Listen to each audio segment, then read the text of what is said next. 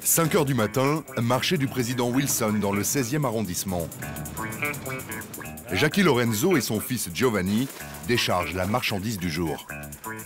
Gros calamar, ça? On va le mettre plutôt par ici, le gros calamar, ici, là? Ouais. La poissonnerie des Lorenzo, c'est une institution dans la capitale.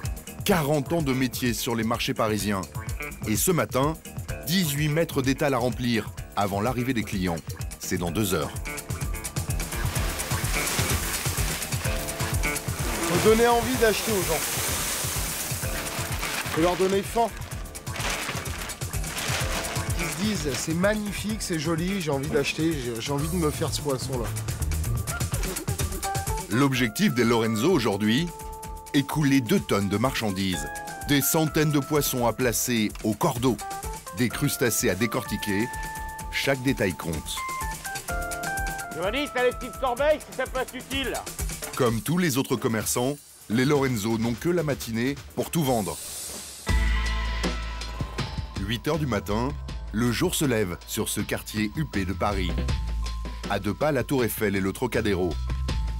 Et tout autour, de beaux immeubles haussmanniens. Les premiers clients arrivent. Ici, Jackie sert une clientèle très spéciale. Ah, c'est commandé pour vous, monsieur. C'est commandé pour monsieur, hein. Une clientèle aisée et exigeante, mais surtout indispensable pour les affaires de Jackie, qui dorlote chacun de ses clients. Ça va? Qu'est-ce qui vous fait plaisir? Et parfois, il faut aussi savoir donner de sa personne. Qu'est-ce que j'ai de la chance avec ma fille, hein? Non, la saloperie, celle-là. Au revoir, ma petite starlette. Salut. Il faut pas qu'il soit servi comme dans une grande surface. Ça, voilà votre poisson, à qui le tour, monsieur, allez, tenez, voilà votre poisson. Là, voilà, il faut que ça soit bien... Faire le tour, apporter les paquets aux clients, bien les recevoir. Allez, joli poisson, messieurs, dames. Très beau Saint-Pierre, très belle raie. Une stratégie payante, car les clients de Jackie, comme ce couple, sont devenus des fidèles, une vraie rente. Oh, ça fait combien d'années 20 ans qu'on vient. Oui. Qu'est-ce que vous venez chercher ici? La qualité. La qualité, le service, l'accueil, c'est ce qu'on vient chercher sur les marchés. Ça, c'est voilà, c'est de l'authenticité, ça. Une authenticité qui a un prix. Ah oui, c'est un beau poignet, bien sûr. À 300 €. Ce sont des gens qui viennent toutes les semaines. 2 fois par semaine. Vraiment des clients réguliers. 600 € de poisson par semaine. À ce tarif-là, ces clients ont droit à de beaux cabas tout neufs. Mais quelques belles ventes comme celle-ci ne suffisent pas. Ce matin, l'étal des Lorenzo peine à se vider. Ça part comme vous voulez ou pas? Non, non, c'est tout calme, tout calme, tout calme. C'est tout calme, hein. Mais il y a encore du temps, il y a encore du temps. Une bonne heure de vente, ça peut faire du bien. Hein. 1 heure plus tard, à l'heure de remballer, les ventes n'ont pas décollé. Déception pour les poissonniers. Là, vous avez vendu à peu près quelle quantité ce matin? 300 kilos, je pense. Sur une tonne achetée ce matin? 2 tonnes. C'est beaucoup trop peu. On a pris une boulette. Demain, la marchandise qui nous en reste pas mal, on va péter les prix, comme dirait l'autre. On va casser les prix. On va être obligé de faire partir la canne. Solder pour ne pas boire la tasse, c'est la loi du marché. Demain, Jackie Lorenzo va devoir mettre les bouchées doubles pour vendre tout son poisson. Rien n'est jamais acquis, même avec 40 ans de métier. C'est l'image internationale d'un Paris éternel. Les marchés et leurs étals colorés. Le meilleur des produits gastronomiques venus de toute la France, que le monde entier nous envie. 6 jours sur 7, 52 semaines par an, les marchés parisiens animent la capitale avec leur ambiance incomparable. En tout, la capitale compte 70 marchés différents. Des centaines de tonnes de produits y sont vendus chaque jour. On y trouve de tout, textiles, bijoux, drogueries, gadgets, mais surtout de très beaux produits frais, la fierté de leurs vendeurs. Allez, 3 € la prise, 3 € la prise. Le marché, c'est aussi le royaume des bonnes affaires. Inventé à Paris, de célèbres structures métalliques accueillent les stands des commerçants depuis maintenant 130 ans.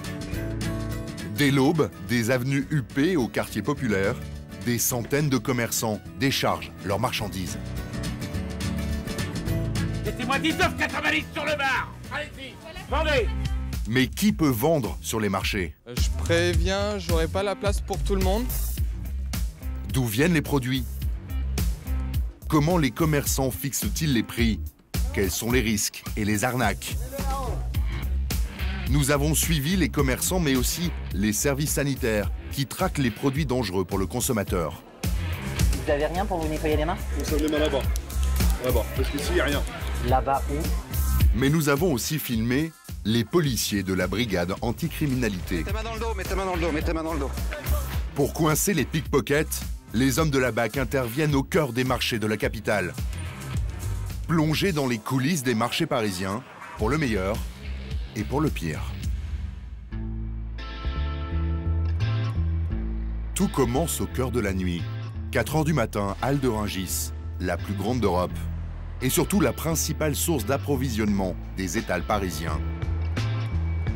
Les commerçants du marché viennent y négocier leurs marchandises et fixer les prix des commerçants comme Montasser.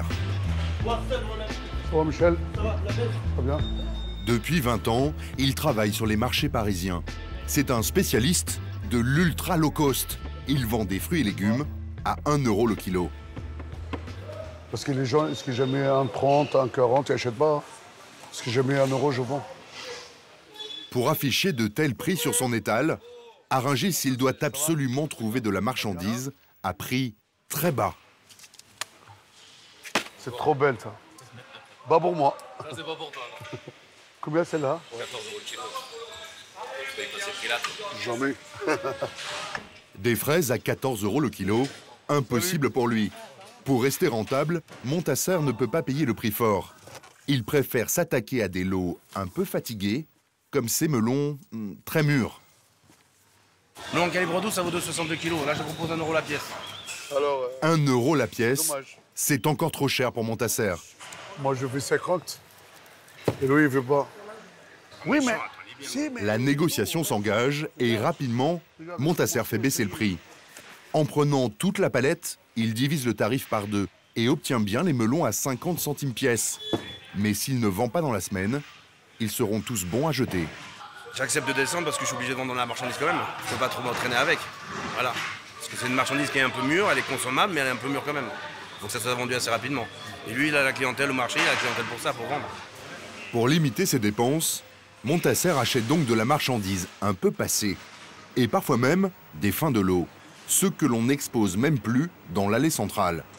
Remisés dans une chambre froide, quelques caisses de fenouil tachées n'ont pas trouvé preneur. Il y a une affaire là? Ouais, En cause, les petites taches marron à la surface du légume. c'est les fenouilles. Disqualifié pour le haut de gamme, ce lot intéresse pourtant Montasser. Combien t'as fait de celle-là? 0,8. Non. 0,5. Non, mais ça va pas, tu veux une claque ou pas? Mais la bout de fatigué. Oui, et tu veux une claque ou pas? Non, non, c'est pas des bas propres, hein. Je mets 0,7. 5. 7. 5. Non, on n'est pas à la bourse ici. Montasser ne cède rien sur le prix, car il sait qu'il va devoir offrir un lifting à chaque légume pour parvenir à le vendre.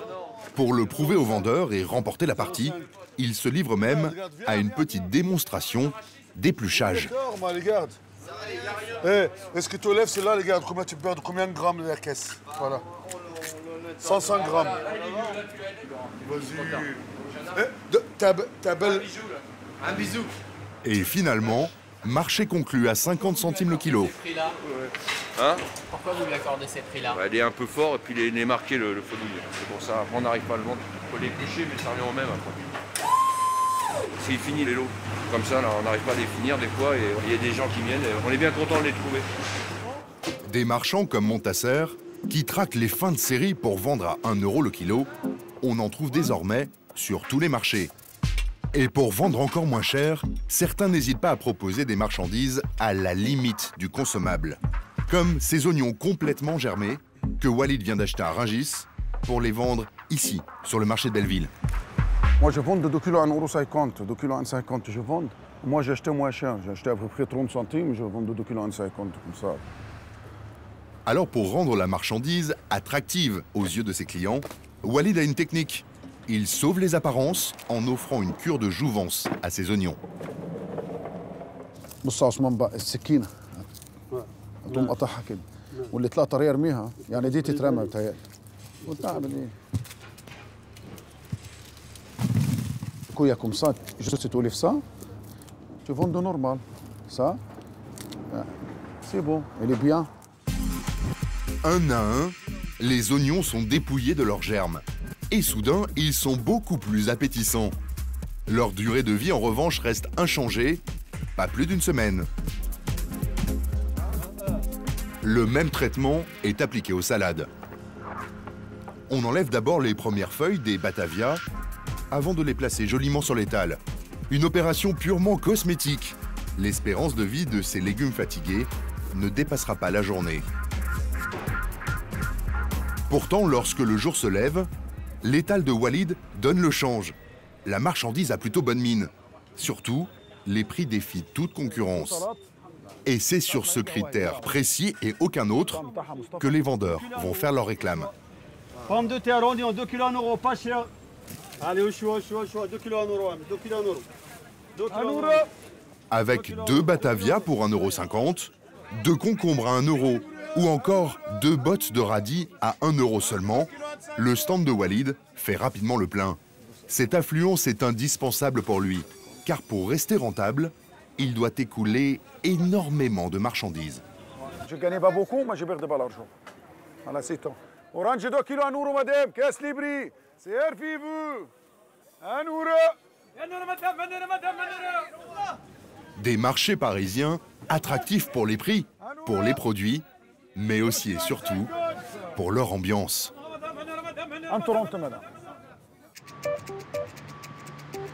Au cœur de la capitale, dans le 11e arrondissement, on trouve l'un des plus grands d'entre eux, à Bastille.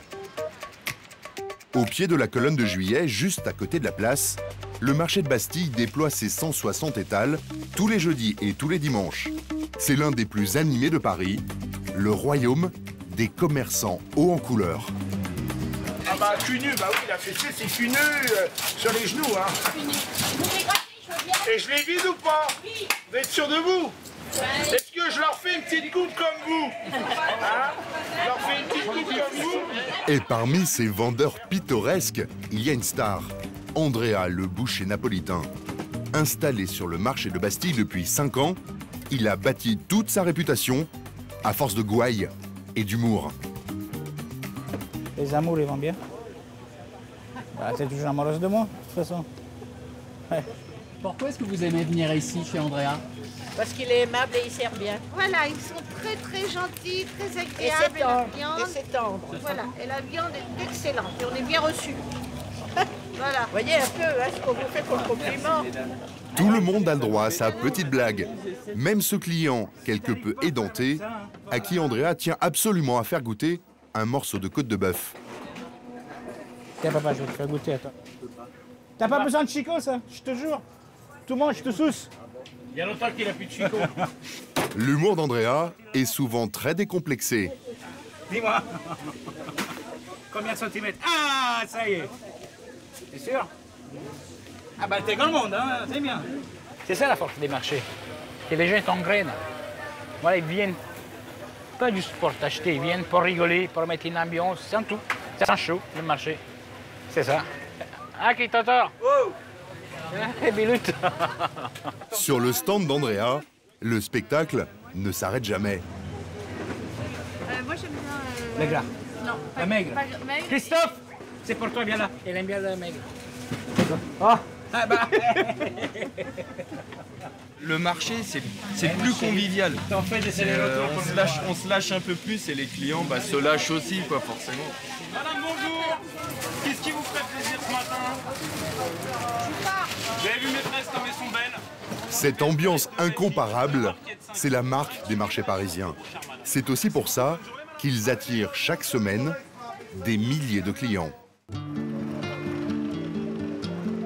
Une foule d'acheteurs qui en fait l'endroit rêvé pour de jeunes entrepreneurs avides de réussite. Des jeunes parfois prêts à d'énormes sacrifices. Comme Jérôme, qui vit dans son camion depuis plus d'1 mois. Il arrive du Pays Basque pour lancer sa marque de t-shirts sur les marchés parisiens. Son camion, c'est son outil de travail et sa maison.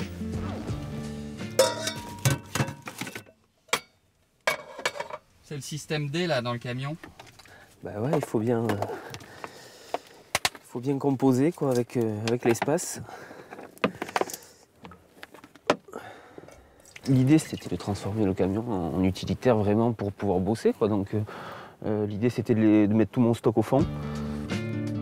Plus de 2000 t-shirts occupent tout l'arrière de son camion. Donc là j'ai mon matériel derrière pour travailler. Sa mascotte et aussi son présentoir pliable. Dessous j'ai des caisses en plastique où j'ai mon stock du jour pour pouvoir travailler.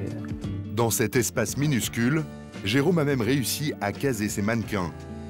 Et côté maison, on trouve une belle chambre à coucher avec matelas de 70 cm, un dressing tout confort et même une cuisine équipée.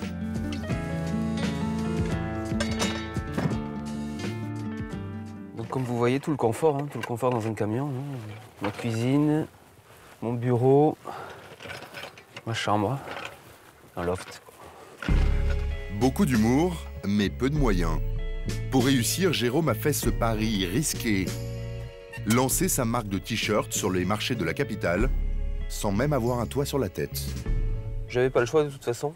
J'allais pas prendre un appart pour venir bosser. L'objectif, c'est tout l'argent, c'est de le mettre dans le projet. 7 h du matin, Jérôme prend le chemin du marché pour démarrer sa journée de travail.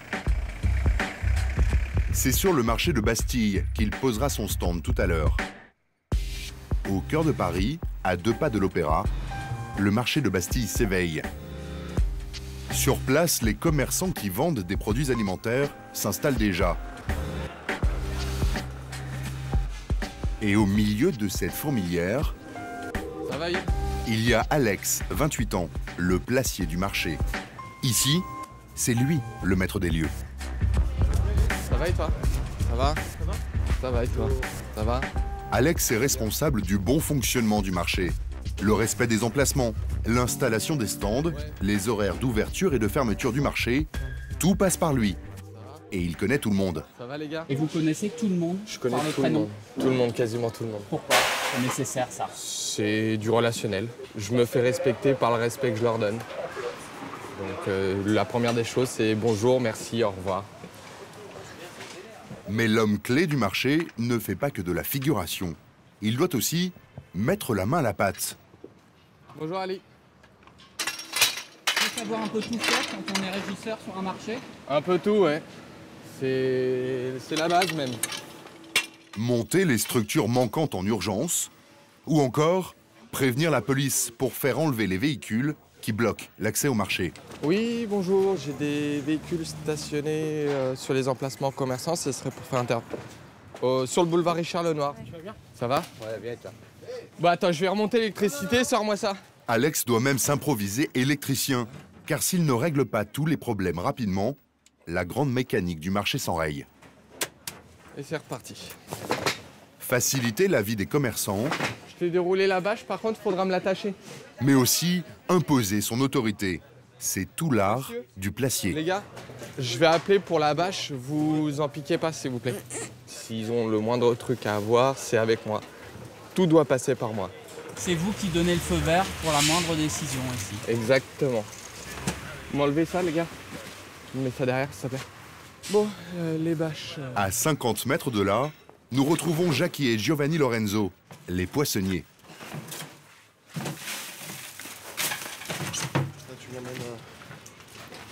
Près de l'arbre, là. C'est dans une ambiance tendue qu'ils montent leur étal. Eh, les petits couverts, là, ils sont où les petits couverts qui étaient là? Tu les as emmenés? Ramène-moi-les.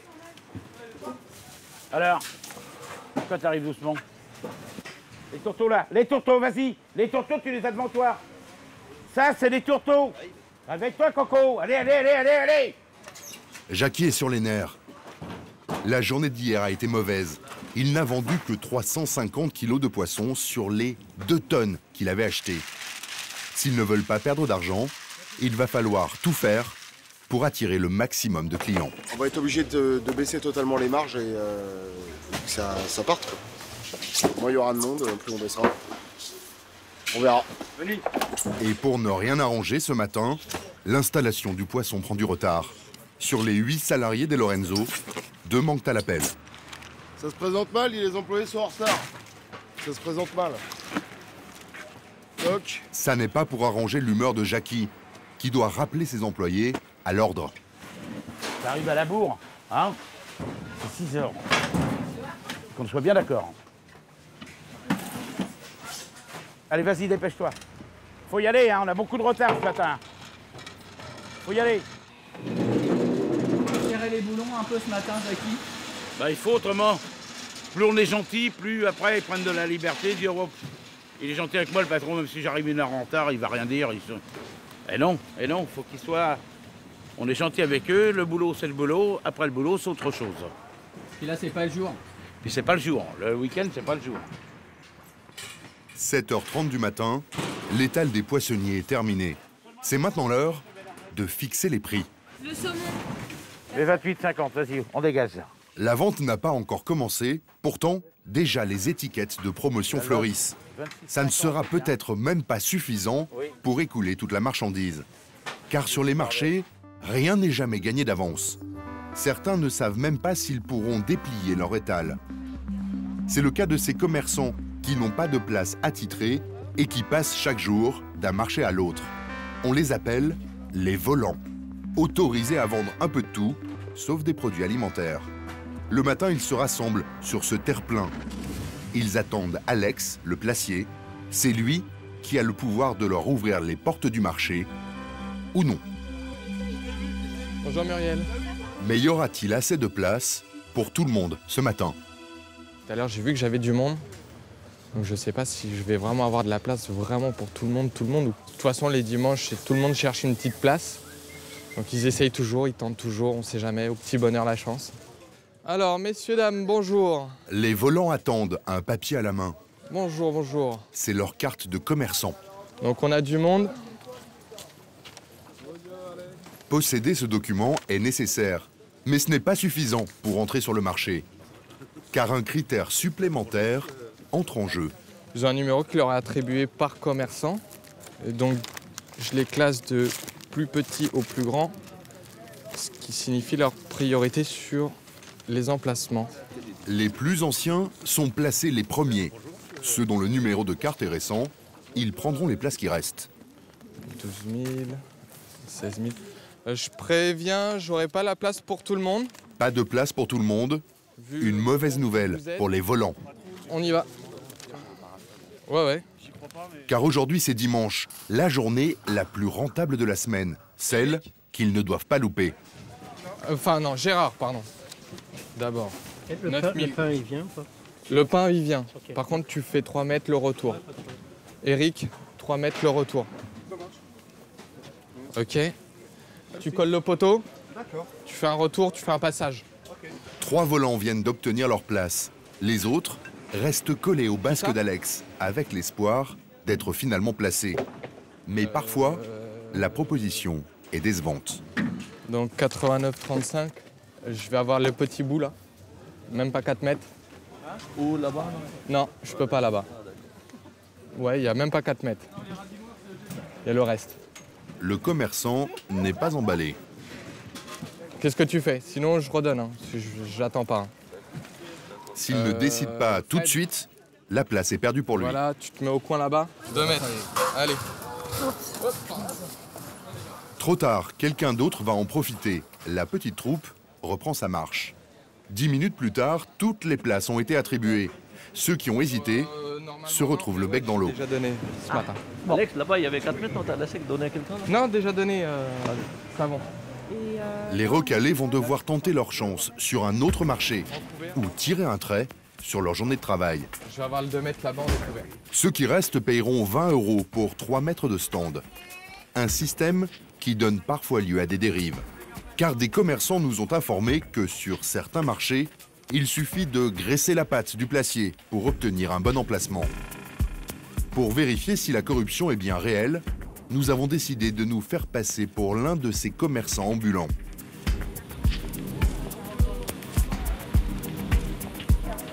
Nous filmons en caméra cachée. Sur ce petit marché parisien, nous posons notre stand. Le placier, c'est cet homme avec le blouson de cuir noir et la sacoche blanche. Bonjour monsieur.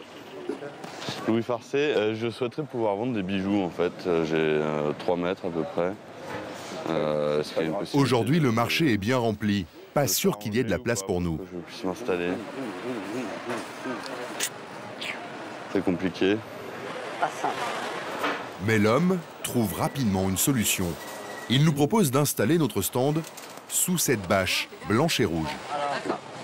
Des bijoux et des tapis alors. Nous montons donc notre étal de bijoux. Et en fin de matinée, le placier vient nous présenter la facture. Bon. C'est combien? 11,54 €. Je vous donne 20 € et on se débrouille avec ça. Et je peux revenir, il n'y a pas de souci pour Joanne, hein? Dimanche, il y a de la place. Dimanche, il y a de la place. Et pour la saison aussi, je voulais pouvoir... On va essayer. Ouais. L'homme nous garantit une place pour la semaine prochaine et il repart, sans nous rendre la monnaie. Sur les 20 €, il empoche plus de 8 €, presque 50% de la note. Une pratique probablement rentable pour le placier, qui accueille des dizaines de volants chaque semaine.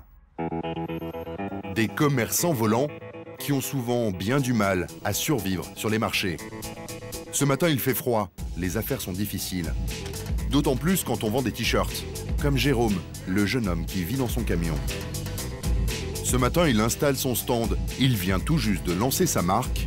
Le marché est la seule vitrine qu'il puisse s'offrir pour le moment. Pour 20 €, j'ai un petit stand sur les marchés, ce qui serait pas possible. J'ai pas les moyens d'ouvrir une boutique, par exemple. C'est une première étape. En général, on démarre comme ça, hein, quand on lance des marques. Beaucoup de marques se sont lancées sur les marchés pour démarrer. Ça permet déjà d'avoir le client en face à face, ce qui permet après d'adapter le produit en voyant le retour, quoi. Depuis quelques mois, ces t-shirts sont toute sa vie. Il a investi son énergie et ses économies. Mais le plus difficile reste devant lui, car maintenant, il doit vendre ses produits pour gagner sa vie. Le problème, c'est que Jérôme manque d'expérience. À l'heure où il devrait être prêt à accueillir le client, il en est toujours aux préparatifs. Ça ne manque pas d'intriguer Marinette, sa voisine de stand.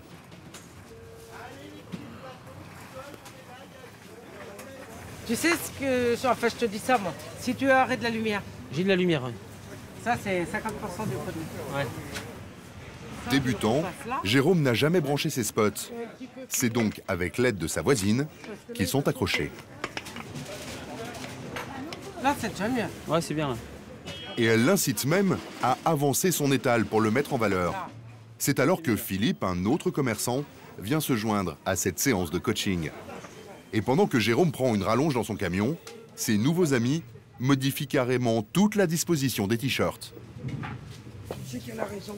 Quoi? Regarde ce que je me suis juste permis. Ah ouais. Toi, tu les avais collés. Regarde, c'est rien, on les voit. Et toi, tu les avais trop serrés. Ce petit espace de on les voit. 3 cm, on a visuellement, on ressort le produit. Moi, je débute dans les marchés, donc tous les conseils sont bons à prendre. Il y en a qui font ça depuis des années, donc c'est sûr que des coups comme les spots, c'est un plus quoi, auquel on ne pense pas forcément. On se dit bon, mais il faut toujours essayer de se mettre dans la peau du client, quoi. Et donc c'est des bons conseils, quoi. Donc on écoute les anciens. Mais pour réussir à vendre des t-shirts, la présentation ne fait pas tout. Il faut aussi savoir accrocher le client. Et de ce côté-là, Jérôme manque visiblement de métier. Ça n'échappe pas à Marinette, qui revient à la charge pour une nouvelle leçon. On se met comme ça. Bonjour madame, vous avez vu? C'est pas pour vous embêter, c'est un nouveau concept. Ça a été créé par monsieur. Ah, pour un coup, vous voyez, c'est des 80 190 grammes. Alors, touchez-moi juste la qualité. Ah, ça fait rien. Ah oui, et ça, c'est tout français. Félicitations. Merci. Voilà. T'as compris? Je sais que c'est comme ça qu'il faut faire, mais ça, je le ferai pas.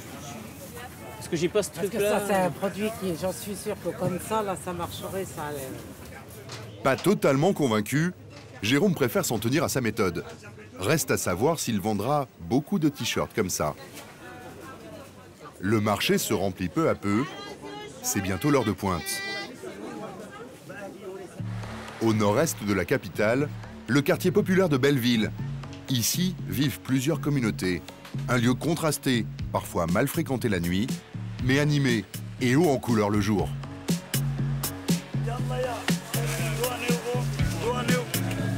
Ce matin, le marché bat son plein. Sur plus d'1 kilomètre, les étals se succèdent, installés sur l'allée centrale du boulevard. On y trouve de nombreux stands de primeurs qui proposent des fruits et des légumes à prix cassés, mais aussi des vendeurs de vêtements et de babioles. C'est le marché des bonnes affaires et chaque mardi et vendredi, une foule d'acheteurs s'y presse. Mais à tout moment, des pickpockets peuvent se glisser parmi les clients. Les policiers de la BAC le savent bien et ce matin, ils vont déployer leur filet. À la tête de l'opération, Laura, 32 ans. 1, 2, 1, 2, 1, 2. Aujourd'hui, elle part avec 3 collègues sur le marché de Belleville. Et pour repérer les pickpockets des marchés, les policiers ont leur technique. Ils ont le regard très bas. Très bas, ils regardent les sacs à main, voir si les sacs à main ils sont ouverts. Ou alors ils regardent les gens qui sont au téléphone. Et quand ils ont fini les communications, où est-ce qu'ils rangent les téléphones portables. S'ils les mettent pas dans les sacs, s'ils les mettent dans les poches elles sont ouvertes. Et après, dès qu'ils s'arrêtent à un stand, ils se mettent derrière ou sur le côté, puis ils essayent de tirer le téléphone. Ils regardent pas les fruits et légumes et les prix, quoi. Non, ils font pas les courses. Généralement, ils font pas les courses. L'équipe se met en marche. Les policiers se divisent en 2 groupes. Laura, avec le bonnet et la sacoche en bandoulière, arpente l'allée centrale au contact direct d'éventuels pickpockets. Sur les extérieurs, un peu en retrait, ses collègues ont une vue plus générale de la foule. Il y a beaucoup de monde sur le marché. Les policiers sont aux aguets. Pour ne pas se faire repérer, ils se déplacent en permanence. Ils utilisent aussi les ressources du terrain pour voir sans être vus.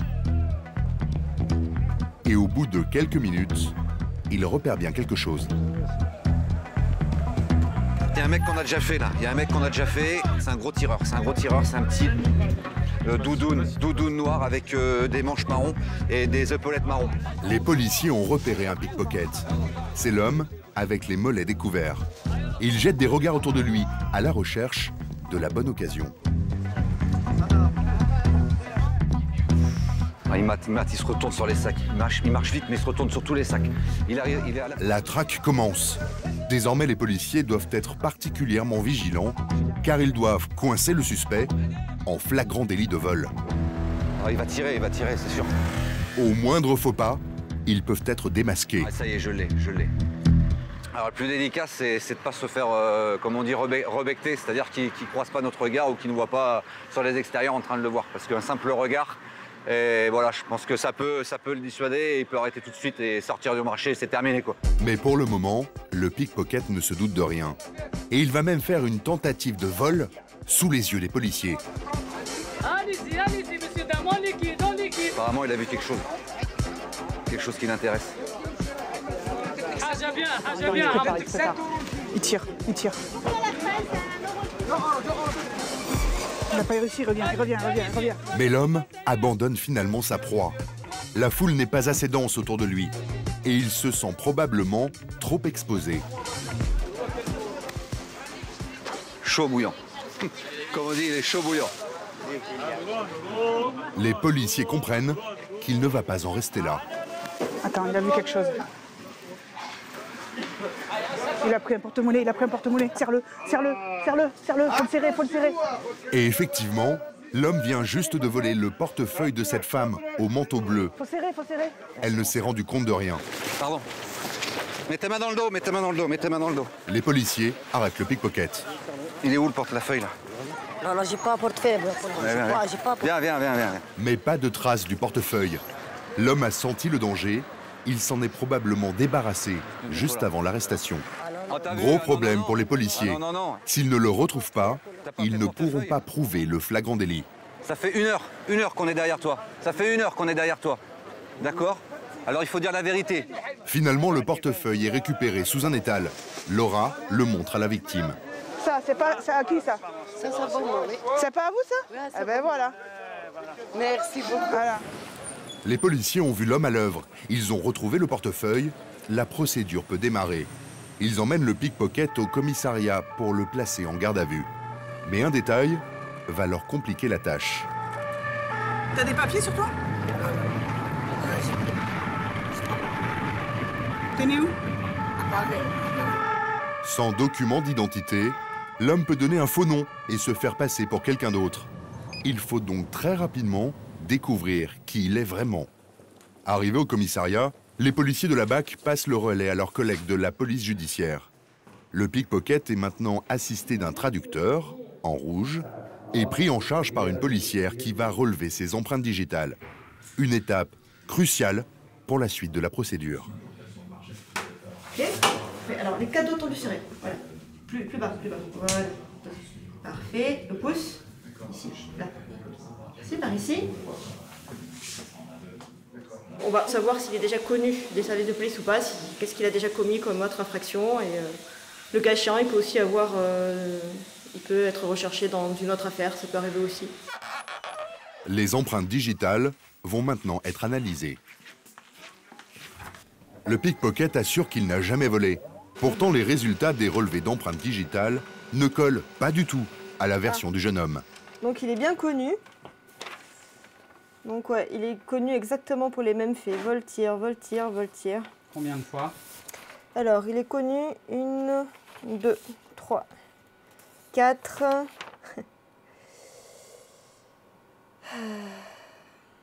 Contrairement à ce qu'il affirmait, le jeune homme est un pickpocket bien connu de la police.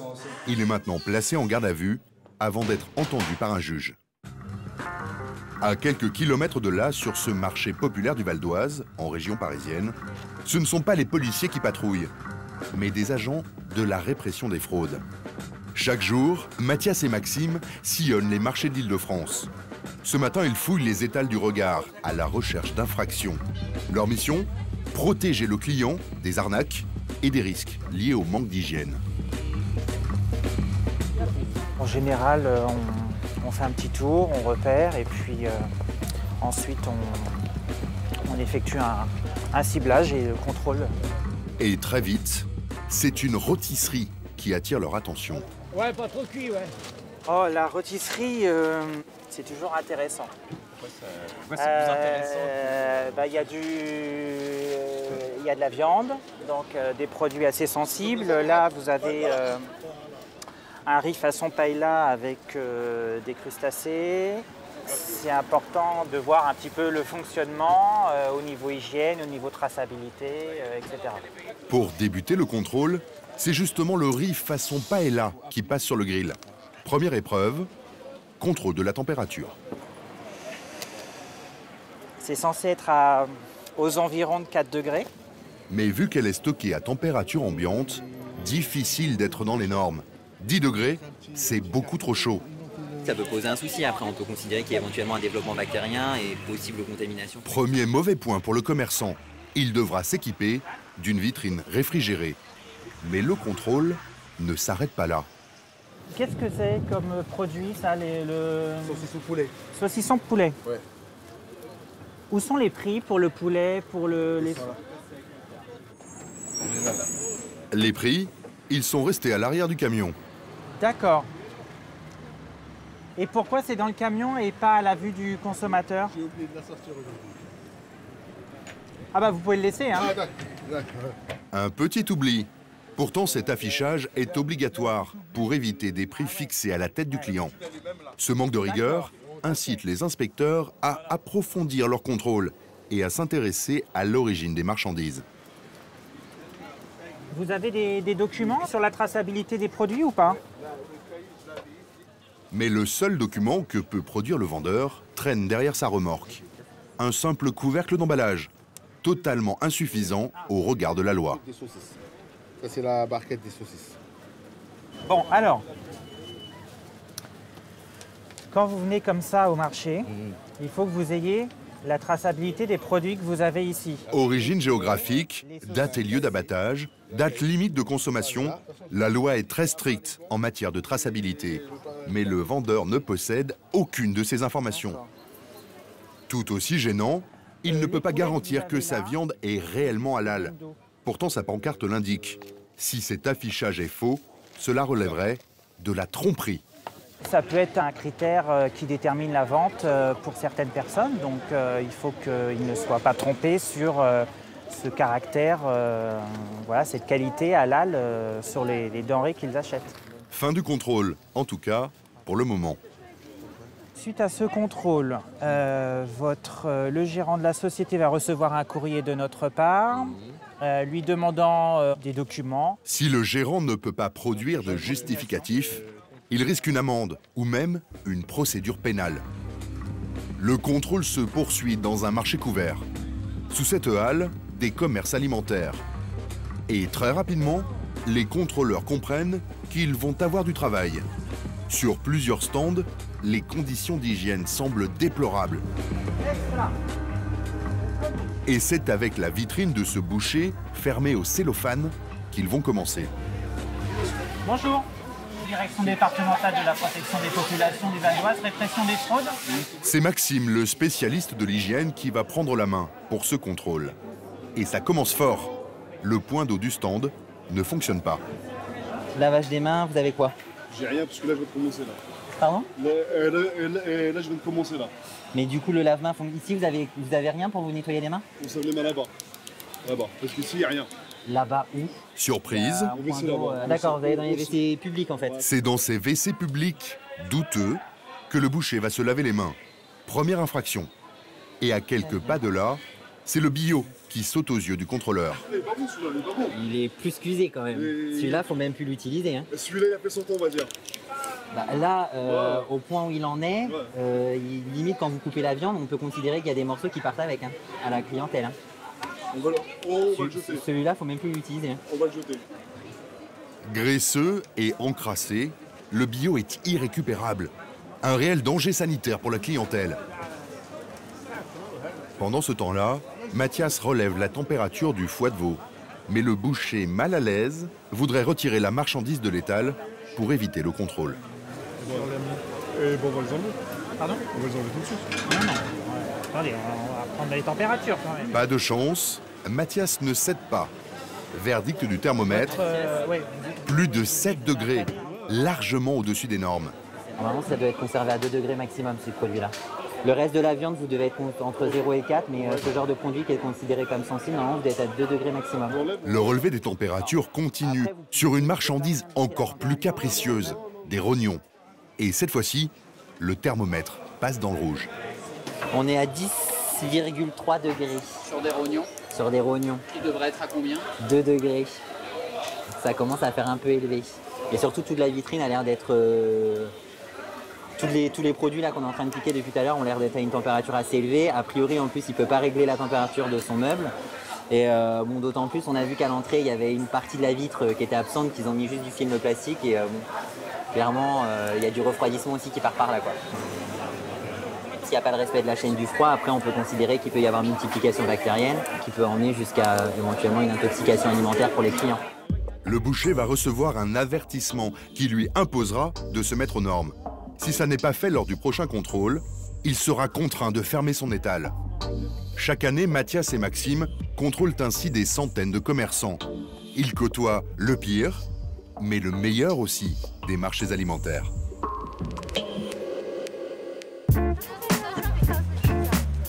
Retour à Bastille, le marché d'Alex, le placier.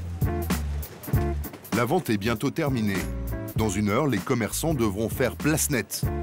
Alex commence à battre le rappel. Il reste une heure. Ouais, bah t'inquiète, Alex. C'est bon? Guédouri, il reste une heure. Chérie. Fais attention. Jérôme, il reste une heure. Hein. Pareil, les gars. Le dimanche, c'est la journée la plus rentable de la semaine. Alex le sait, les commerçants essayeront tout pour grappiller quelques minutes de vente supplémentaires.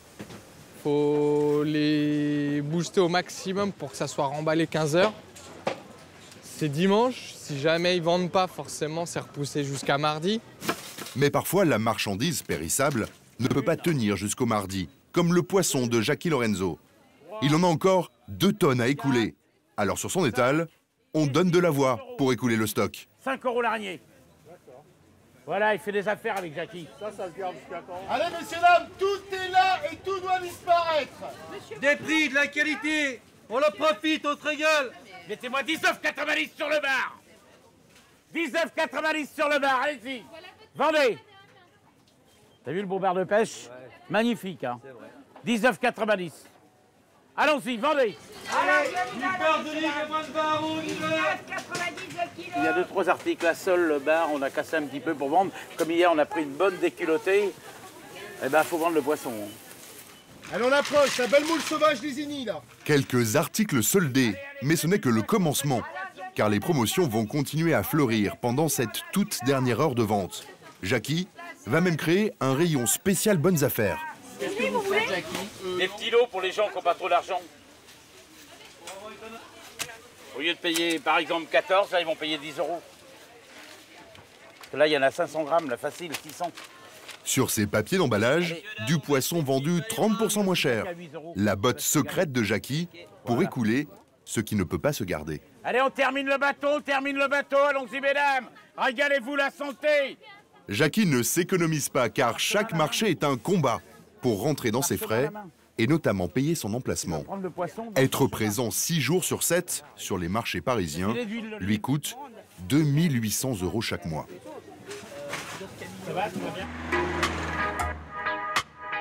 Dans le 19e arrondissement de Paris, au pied de ces immeubles résidentiels, un marché populaire, celui de Joinville.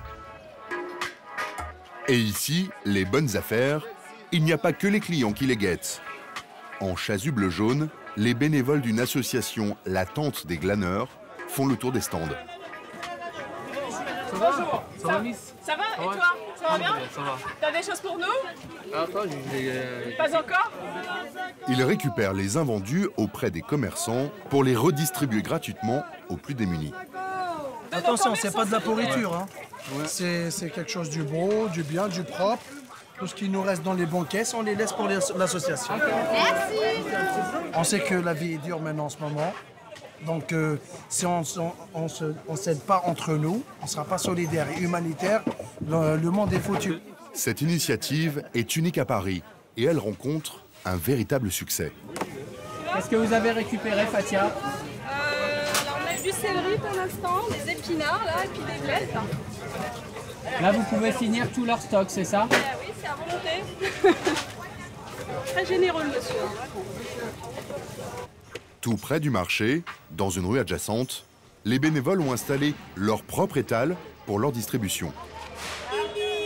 Des cajots entiers de pommes, des radis, des brocolis, des salades, des produits variés et frais, offerts en grande quantité par les commerçants. Pour l'instant, c'est pas encore fini, mais je pense qu'on n'est pas loin de la tonne en fait de fruits et légumes. 8 mètres d'étal et une seconde vie pour des fruits et des légumes, un peu fatigués, mais bien présentés. Ils vont remplir les caddies de ceux qui n'ont pas les moyens de les acheter. La scène a lieu tous les dimanches et à chaque fois, la file d'attente est un peu plus longue. Il y a aussi bien des personnes voilà, qui ont perdu leur emploi, donc qui sont au chômage, des familles, des étudiants, des SDF aussi. Donc voilà, il y a tout type de population. Cette distribution bien organisée est souvent un soulagement. Ça nous fait plaisir de vous voir. Car le travail de l'association évite aux bénéficiaires d'aller solliciter directement les commerçants. Non, je n'oserais pas demander à un commerçant. Pour moi, j'ai ma dignité. Je préfère venir là, récupérer des choses tous les dimanches qui me permettent de finir les semaines et les fins du mois. Et c'est tout. Moi, je n'ose pas aller demander aux commerçants. Il est 14h30, la distribution commence. Les cabas se remplissent, mais le don n'est pas toujours facile à accepter. Quand on a de l'argent, on achète le meilleur. Vous voyez? Vous avez compris? Ben voilà. Nous sommes là parce qu'on est pauvres, on n'a pas d'argent. Ce dimanche, plus de 65 personnes sont servies. Elles repartent avec des sacs pleins. Je vais vous servir. Tiens, donne ton sac. Vas-y, vas-y, je vais te donner beaucoup de pommes. Une tonne de fruits et de légumes a été redistribuée. L'étal des glaneurs est vide. Mais à Bastille, pour les commerçants, le compte à rebours continue. Il leur reste moins d'1 heure pour vendre la marchandise et vider les étals. Pourtant, Jérôme n'a toujours pas vendu le moindre t-shirt. Et là, le client s'est fait rare ce matin, alors? Ouais, c'est calmos. C'est calme. On va essayer de voir si on peut pas se rembourser la place quand même en faisant une petite vente, mais c'est pas la... Bon, on va voir, c'est pas fini encore. Pas fini encore pour Jérôme, qui veut encore y croire. Pourtant, sur les stands où les affaires ont bien marché, on remballe déjà.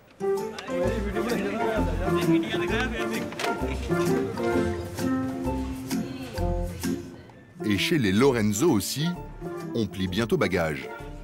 Car la stratégie des promos a fonctionné. Ils ont vendu suffisamment pour finalement rester rentables. Il y avait du volume ce matin. Et là, sur tous les articles qui sont de ce côté-là, il n'y a plus rien dans le camion. Donc ça va. Sur les 2 tonnes achetées hier, les Lorenzo ont vendu 1,5 tonne de poisson. Les 500 kilos qu'il en reste ne posent pas de problème de conservation. Des choses qui peuvent se tenir largement sans aucun problème. Style du saumon, des choses comme ça. Le poisson qui n'a pas été vendu sera remis sur l'étal dans 2 jours pour le marché de mardi. Il est 14h30. Jérôme n'a plus que quelques minutes devant lui avant de remballer. Mais après de longues heures d'attente, une cliente s'arrête enfin sur son stand.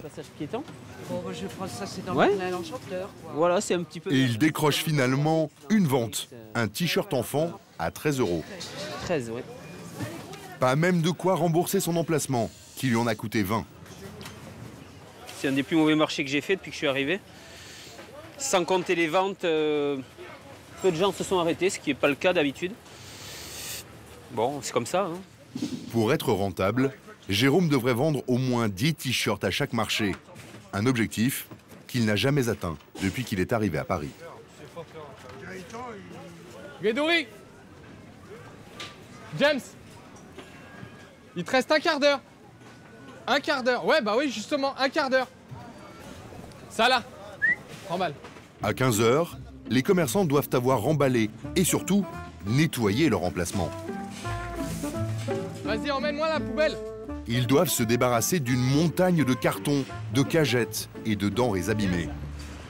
Et très vite, les services de nettoyage de la mairie prennent le relais. Le pavé parisien doit redevenir propre comme un sous-neuf jusqu'au prochain marché.